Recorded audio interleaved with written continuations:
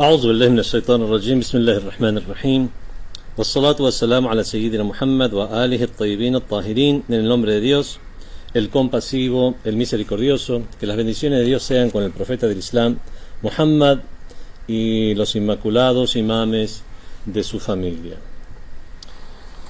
En esta sesión sobre la vida de los profetas desde la perspectiva del Sagrado Corán, realizando un tafsir temático y enunciando los principios comunes o características comunes de los profetas, vamos a mencionar un principio que podemos titular, sería el principio número 12, que podemos titular de la siguiente manera, que es Taqaddum al-ilahiyat, o sea, anteponer las cuestiones divinas al maddiyat, por sobre las cuestiones materiales. Entonces, principio número 12, anteponer las cuestiones divinas por sobre las cuestiones materiales. Esto significa lo siguiente, y es un principio común a todos los profetas. Ningún profeta tiene derecho a priorizar asuntos materiales por sobre los asuntos divinos. Bueno, este es un principio integral y general que se relaciona con el nubuwa al-amma, o sea, el profetismo o el profetado o la condición de profeta de manera general, y no con un profeta en particular. A este respecto dice Allah subhanahu wa ta'ala en el Sagrado Corán: أعوذ بالله من الشيطان الرجيم بسم الله الرحمن الرحيم ما كان لنبي أن يكون له أسرى حتى يثخن في الأرض تريدون عرض الدنيا والله يريد الآخرة. Esto quiere decir, no es propio que un profeta tenga cautivos, tome cautivos en las batallas, cautivos mientras no esté consolidado en la tierra, mientras no tenga un sistema de administración para la sociedad, un sistema de gobierno. No es propio que un profeta tenga cautivos mientras no esté consolidado en la tierra. Turiduna arda dunya wallahu yuridu al-akhirah. Vosotros queréis lo que ofrece la vida mundanal, este dunya, en tanto que Dios quiere la otra vida. ¿A qué se refiere esta ley del Sagrado Corán? Cuando los musulmanes, en sus escaramuzas, cuando por fin se les dio la venia, el permiso para poder, en la Meca, o sea, que el profeta estuvo en la Meca, o sea, antes de la Égira, antes que se produzca la inmigración de la Meca a Medina, los musulmanes sufrían persecuciones, hostigamientos, eran asesinados, y la orden que tenía era de soportar ello con paciencia. Después, cuando ya se trasladaron de la Meca a Medina, es allí donde ya pudieron los musulmanes realizar algo que se llama la defensa. Udina billadina amanu. Por fin se les dio el permiso a los creyentes de defenderse. Y comenzaron escaramuzas. Entonces, en estas escaramuzas, algunos musulmanes, teniendo en cuenta las costumbres tribales de ese entonces, propusieron tomar cautivos en las batallas, en las luchas, tomar prisioneros en alguna frente de batalla. Y este grupo sugirió intercambiar a los prisioneros por un rescate, y así quitarles dinero, y de esa manera resolver de alguna manera sus necesidades materiales. Allah subhanahu wa ta'ala, Dios glorificado sea, les contestó con esta ley que no está permitido que ningún profeta tome cautivos a los incrédulos, que procurando dinero, procurando únicamente mejorar sus condiciones de vida. No ese era su objetivo principal. No está permitido que ningún profeta tome cautivos a los incrédulos para recibir ayuda material antes de que se consolide el sistema divino. Dice la ley del Corán: hatta yuthqina fil ard, que se establezca en la tierra, se consolide, se afirme en la tierra, y que y haga algo para que se establezca el modo de vida divino en las sociedades humanas. Pero si después que ya se ha consolidado, ya hay un Estado islámico, ya por ejemplo, y en ese sentido podemos decir que ya existe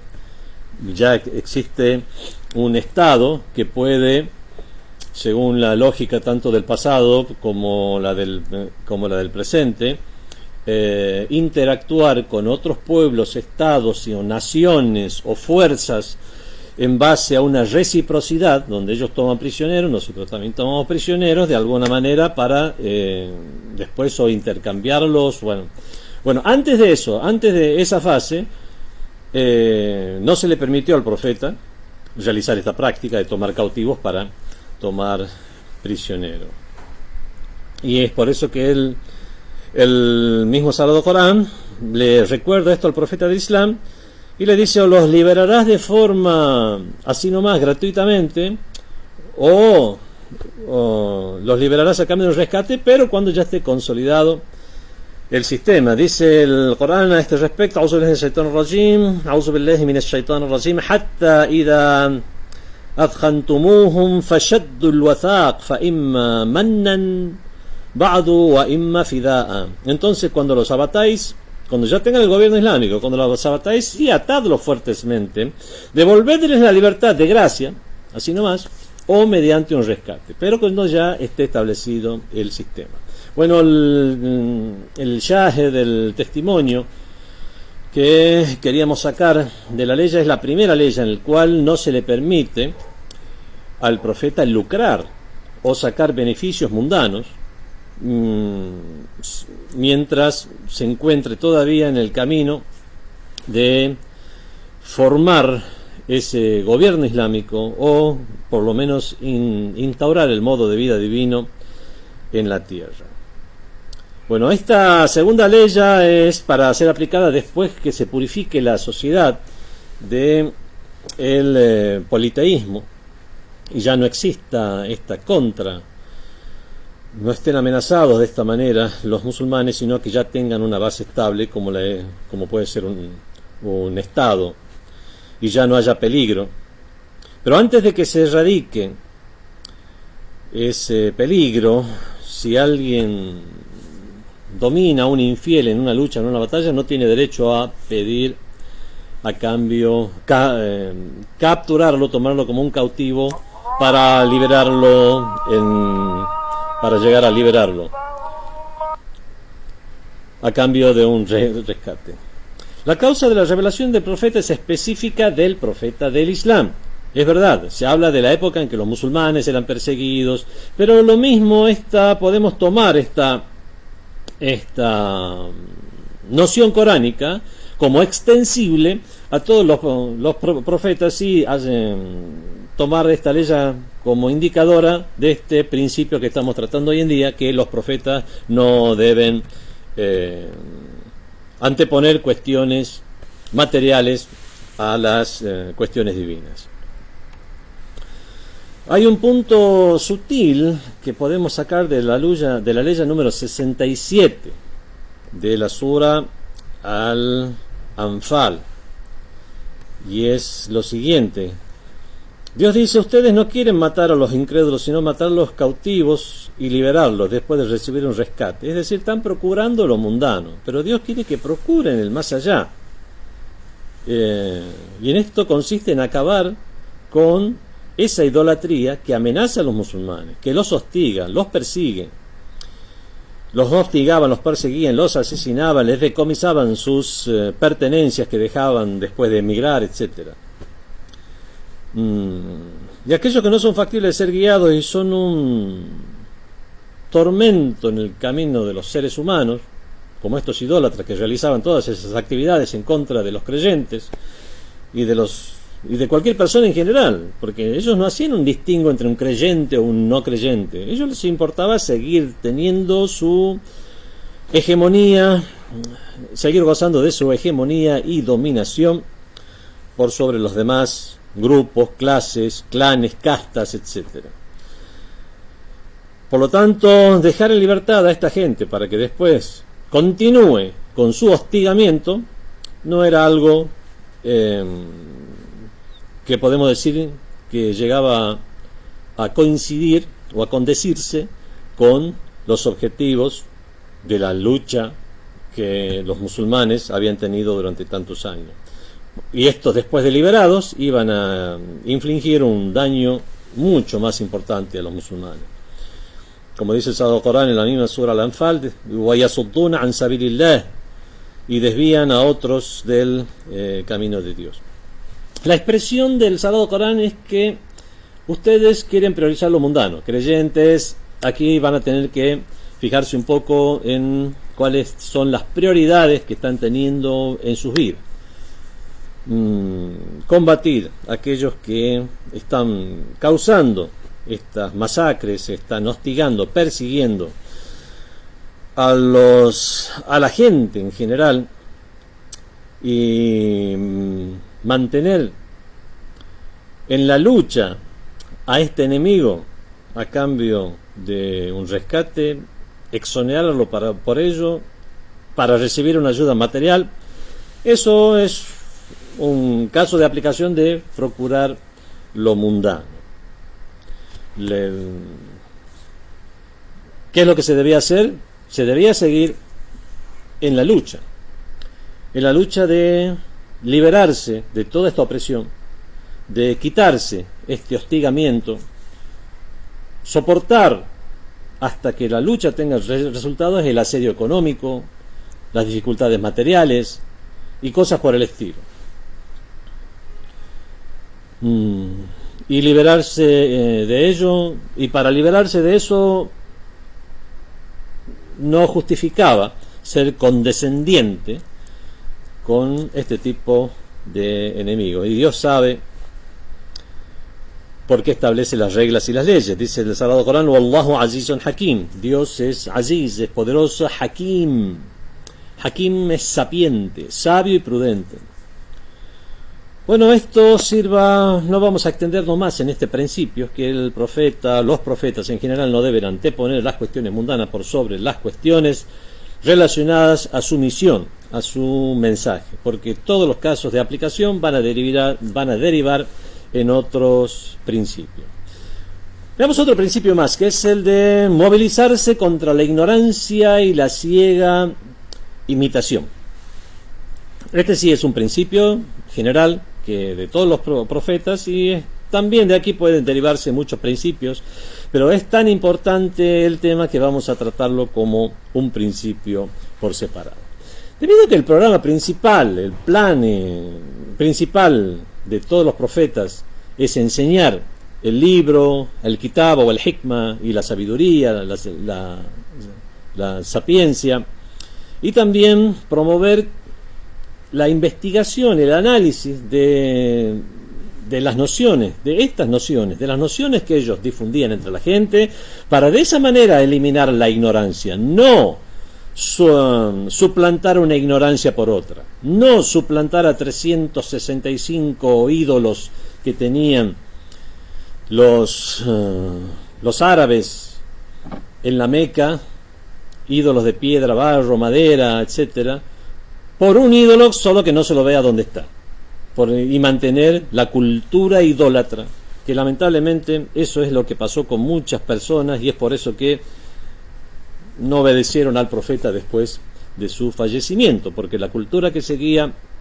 imperando era la cultura idólatra, si bien nominalmente ya eran monoteístas. Y obviamente para que cambie una cultura hacían falta generaciones. El profeta no llegaba, pasaba la mano de manera milagrosa por sobre la cabeza de las personas para cambiar su mentalidad. Lo que hizo fue cambiarles sus objetivos, la dirección a la cual se dirigían.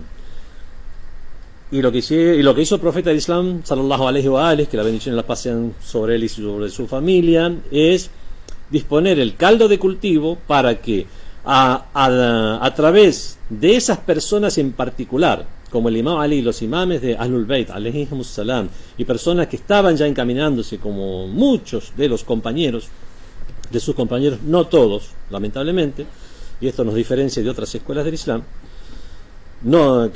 consideramos que muchos o algunos de los compañeros del profeta no estuvieron a la altura del mensaje, porque seguía imperando esa cultura de idólatra. Entonces el profeta lo que quería hacer, lo que hizo, alhamdulillah, es disponer el caldo del cultivo, el terreno propicio para que los imames ya hicieran su trabajo, que es el de formar a las personas, ir formando, ir culturalizando, que es lo que hicieron con todos sus movimientos los imames de Ahlul Bayt. Y es de esa manera que se fue eliminando progresivamente la cultura de la ignorancia y la cultura de la ciega imitación. La ciega imitación es algo en lo cual estaban sumidos los árabes de la época preislámica, y bueno, no solamente los árabes y hasta hoy en día, se siguen más las consignas dispuestas por un grupo, partido político, sin razonarlas, por una ideología, por una moda, sin razonar la misma. ¿Para qué hablar ya de época en las cuales las nociones tribales eran la prioridad?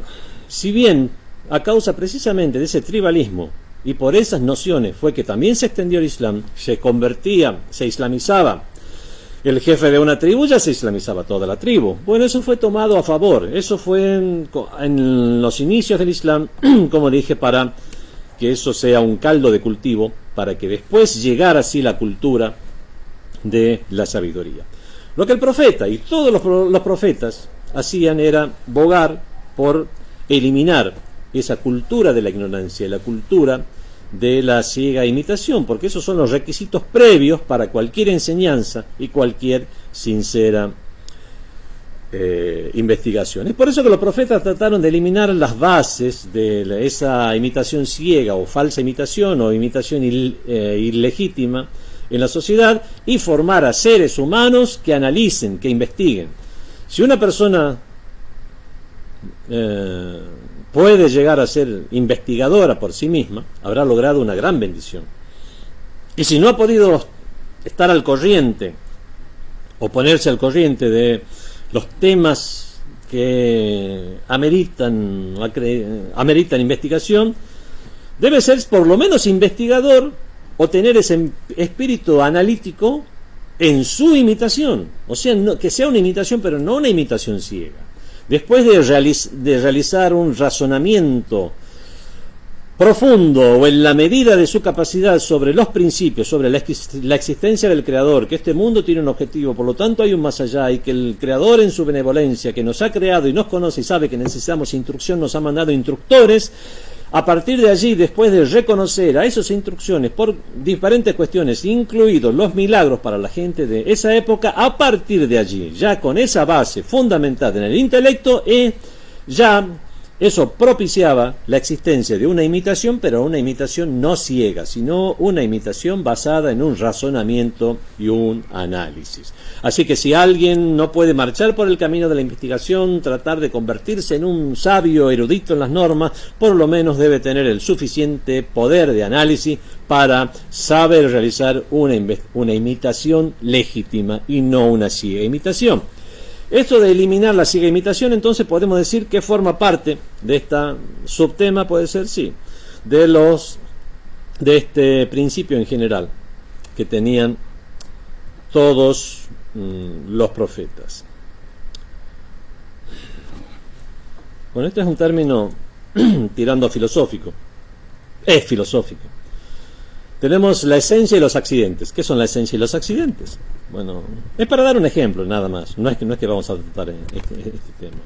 Se dice que algo tiene una esencia y tiene unos accidentes. Los accidentes son todo aquello que no hacen a su esencia, que si son eliminados la esencia continúa.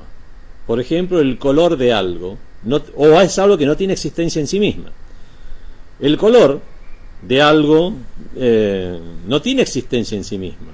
No puede, si un objeto tiene un color, si el objeto desaparece, ¿puede permanecer el color? No, el color depende del objeto. El color, el sabor, incluso las dimensiones. ¿Pueden permanecer las dimensiones de un objeto si el objeto ya no existe? Nuestros sueños son accidentes en relación a nosotros. ¿Estamos soñando algo? ¿El sueño existe? Sí. ¿Puede permanecer nuestro sueño si nosotros pasamos a la no existencia? No. No puede existir porque ya no tienen que basarse el sueño, ¿no? A dónde estar contenido, a dónde se ha formado. Bueno, así somos nosotros, todos los seres humanos, toda la creación en relación con Dios. No se puede decir que Dios creó el universo como únicamente fue el responsable de hacer explotar el Big Bang. Después ya se retiró y todas las cosas ya se fueron dando de manera casual o fortuita o lo que sea. Eso no es así. Dios está presente continuamente, Dios está continuamente creándonos, porque la creación, ¿por qué el universo debe existir y sustentarse? ¿En qué se sustenta?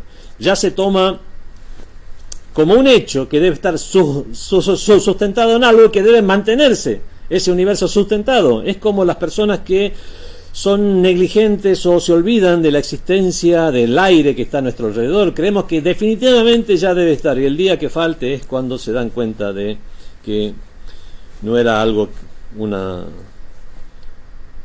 era lo que viene, que era estable de cualquier manera y que no había necesidad de procurarlo. Lo mismo pasa con nuestra propia existencia. Bueno, entonces tenemos ya el concepto de que existe algo que es un accidente y está lo que es la esencia. Está algo que es derivado y algo que es original. Bueno, si el ser humano es imitador, en este caso estará derivada esa imitación de algo que es original, de algo que lo provoca. No puede existir una imitación sin tener claramente definido el motivo que provoca esa imitación. Y si alguien llega a una conclusión después de un análisis y se vuelve un imitador de ese partido político, de esa ideología, de ese profeta, de ese gurú, de lo que sea, cuando ya se desvanece la legitimidad de la causa por la cual se produjo la imitación ya no puede continuar porque no tiene por qué continuar, ya no existe por sí misma. Y darle entidad a ese tipo de imitación, eso es seguir o imitar ciegamente. Vamos a dar ejemplos de esto, de cómo la imitación de los ancestros, de las tradiciones, de los antepasados, que a veces podemos decir que se han ido formando estas tradiciones sin que exista una causa fija, a través de supersticiones, etcétera, por diferentes razones.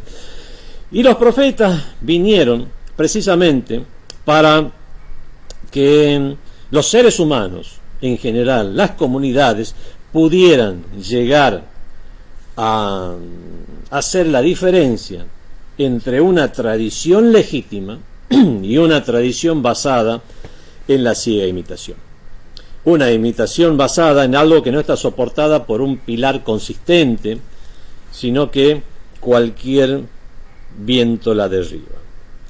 Y es aquí donde llegamos a este subprincipio, que es la nulidad de imitar a los antepasados. Imitarlos porque sí. ¿Por qué imitas a tus antepasados? ¿Acaso eran poseedores de una gran línea de pensamiento e ideología? No, porque eran antepasados. Esa es la única razón. Bueno, si esa es la única razón, entonces ese tipo de imitación es una imitación nula, es una imitación ciega, es una imitación falsa.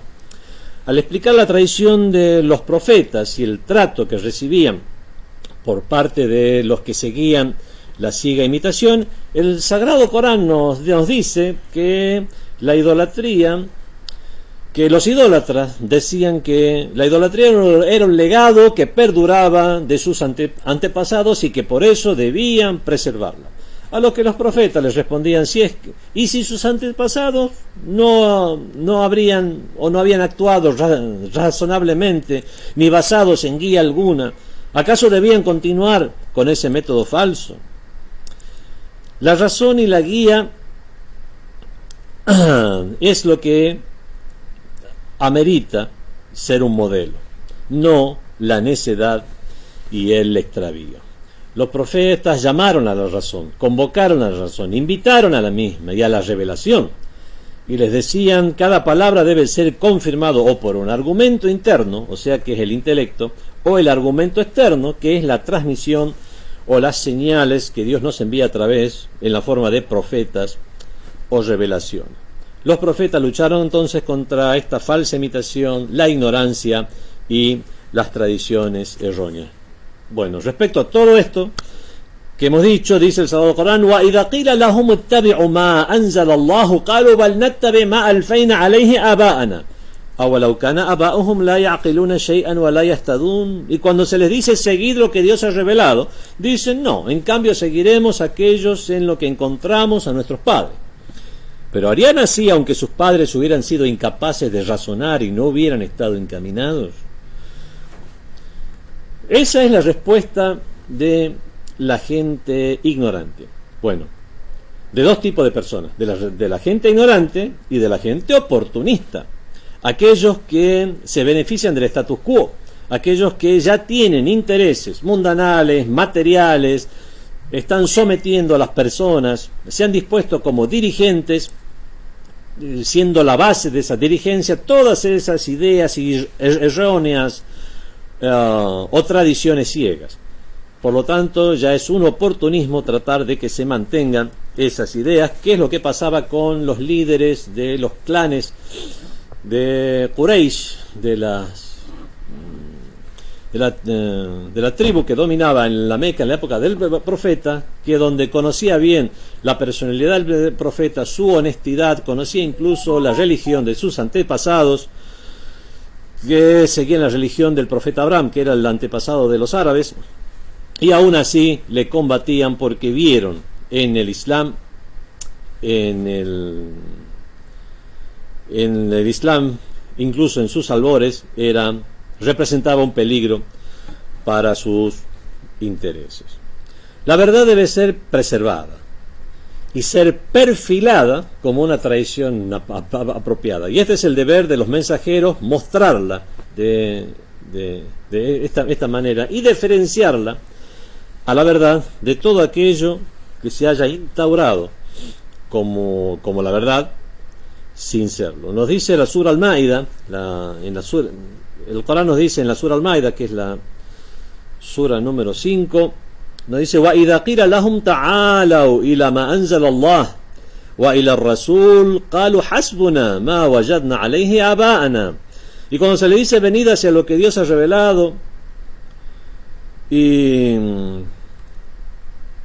la ma anzal Allah, a lo que Dios ha revelado, wa ila rasul, y hacia el mensajero, qalu, dijeron, hasbuna ma wajadna alayhi abana, nos basta aquello en lo que encontramos a nuestros padres. Awalau kana aba'uhum la ya'lamuna shay'an wa la yahtadun. Harían así aunque sus padres no hayan sabido nada, la ya'lamuna shay'an wa la yahtadun, ni hayan estado encaminados. Esto está en el Corán, Sura Al-Maida, que es la Sura número 5, aleya número 104. Bueno, esto muestra que seguir cuestiones de sabiduría teórica, nociones y conceptos, debe estar basado en el conocimiento. Y en cuestiones de la sabiduría práctica, o sea, en la aplicación de la sabiduría, hay que disponerse bajo una correcta guía y orientación. Lo que se opone a la revelación al intelecto se llama tradición falsa, tradición ciega o tradición ilegítima.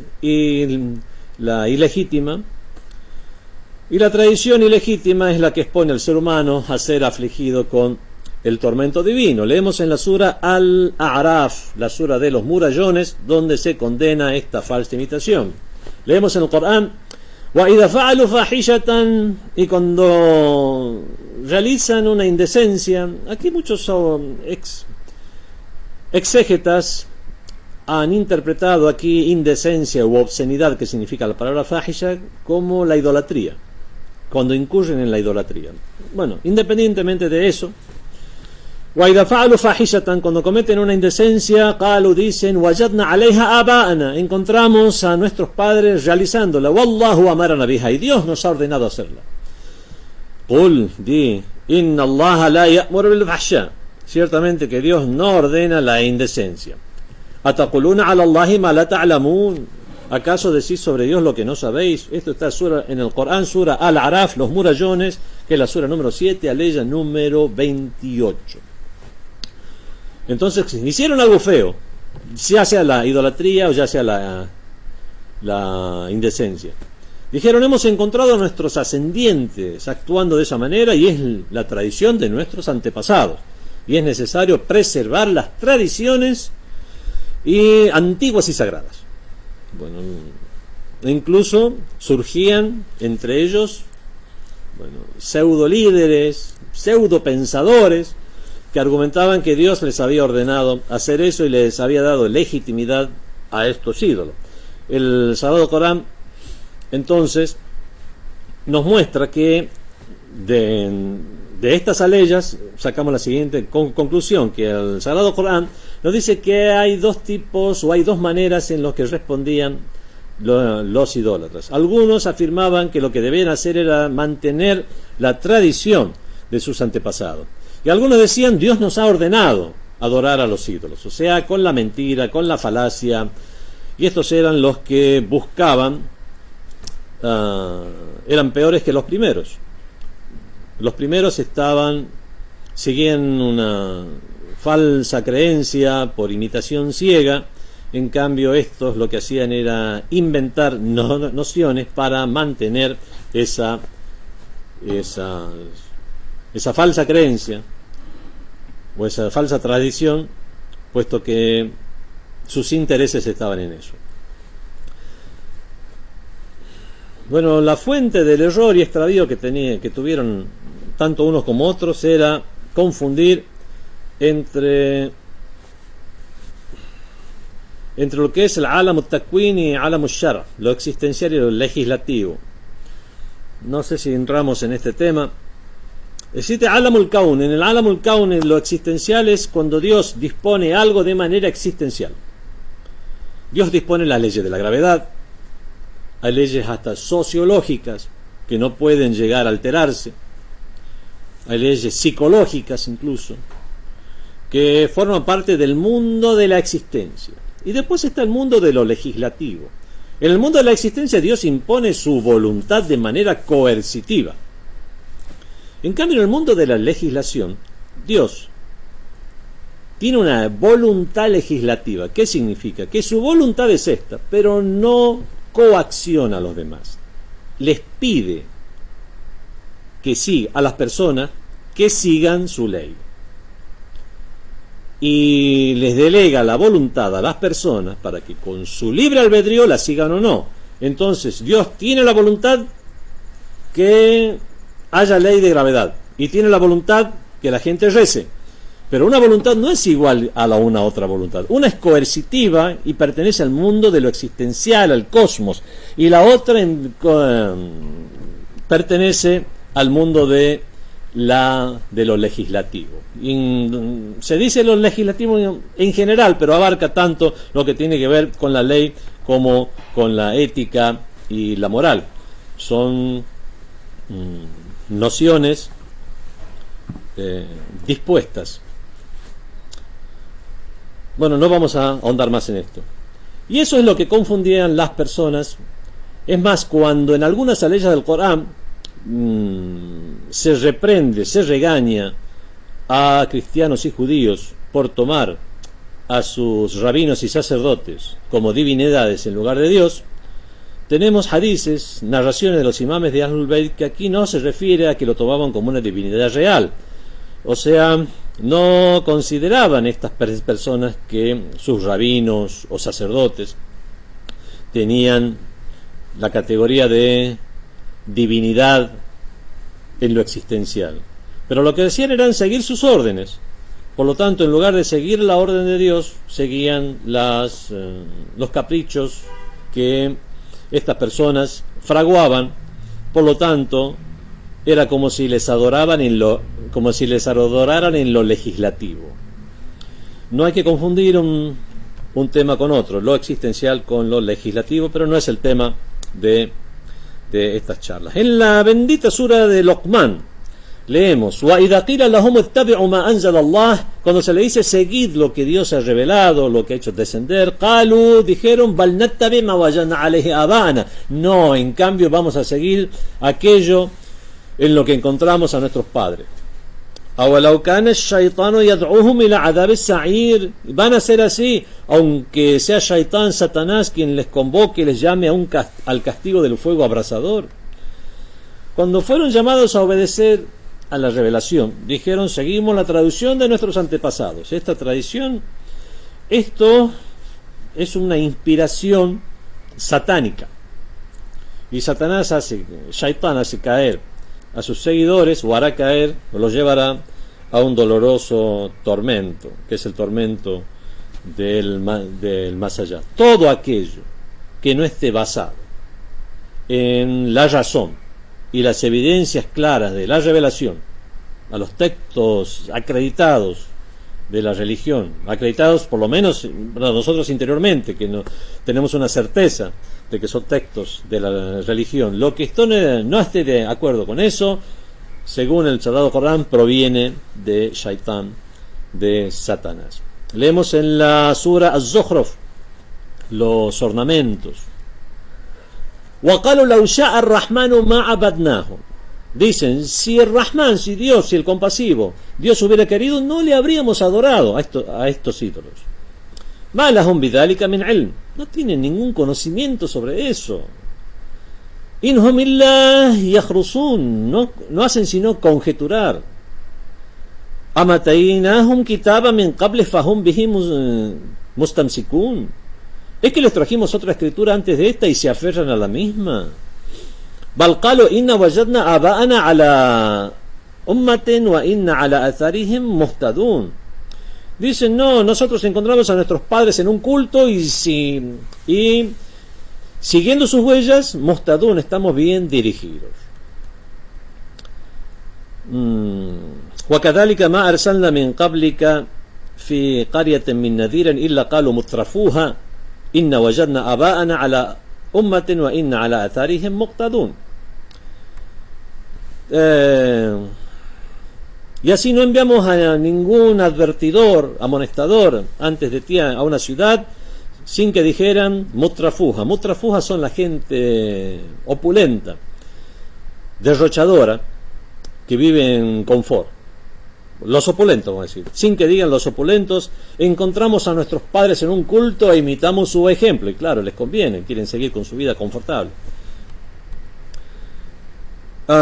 قل أولو جئتكم بأهدى مما وجدتم عليه آباءكم. Y en boca del profeta dice el Corán: diles, aunque os trajera lo que es más recto que lo que vuestros padres seguían. قالوا, ¿cuál era la respuesta de los incrédulos? Inna bima ursiltum bihi kafirun. Nosotros no creemos aquellos con los que fuisteis enviados. Esto está en la sura Zukhruf, los ornamentos, que es la sura número 43, aleyas 20 a 24. Ya nos estamos extendiendo demasiado. Este es un tema bastante largo. Los opulentos, subtema: el tradicionalismo de los opulentos, el falso tradicionalismo de los opulentos. Combatir la ciega imitación es una tradición concluyente, es algo que hicieron todos los profetas de Dios y se considera parte necesaria de la misión, del mensaje en general, de la nubuwa al-amma. Y empeñarse en la práctica de la imitación ciega, eso es algo que hemos visto que también que es algo común a los mutrafín, a los opulentos, a las personas adineradas o que viven en confort y que quieren mantener su status quo. El Corán, como un principio histórico, sería una ley sociológica. Sociólogos, vean, allí aprendan, estudien. Como un principio sociológico, un principio histórico y continuo y permanente, dice: no enviamos a ningún profeta sin que los adictos al confort, el mutrafín, se aferraran a la falsa tradición de sus ancestros y arrastraran a otros a seguirles. Y los profetas se expresaban acerca de esta obstinación por la tradición de los ancestros, diciéndoles: evalúen los pensamientos, piensen, razonen, evalúen los pensamientos, evalúen las opiniones del presente, del pasado, y después, si la revelación que les traemos es mejor que lo que han heredado ustedes de sus antepasados, síganla. Pero ellos declaraban explícitamente su incredulidad en el mensaje del profeta. Los profetas llamaban a su principio también, llamada a una religiosidad basada en la investigación. Bueno, creo que eso se nos está alargando demasiado. Este principio me parece que va a ser para dividirlo en dos partes. Así que continuaremos con este principio en la próxima sesión, inshallah, que es el principio de negar el tradicionalismo ciego y negar la falsa imitación o la imitación ilegítima, que es algo que han combatido todos los profetas, y no solo los profetas, también los imames de Ahlul Bayt lo hemos visto, e incluso después sus dignos seguidores de entre sus sabios, lo cual lamentablemente vemos que continúa hasta el presente, pero con el aliciente de que, alhamdulillah, gracias a Dios, las comunidades están aprendiendo, están absorbiendo estas nociones mucho mejor que sus antecesores. Wassalamu alaikum wa rahmatullahi wa barakatuh.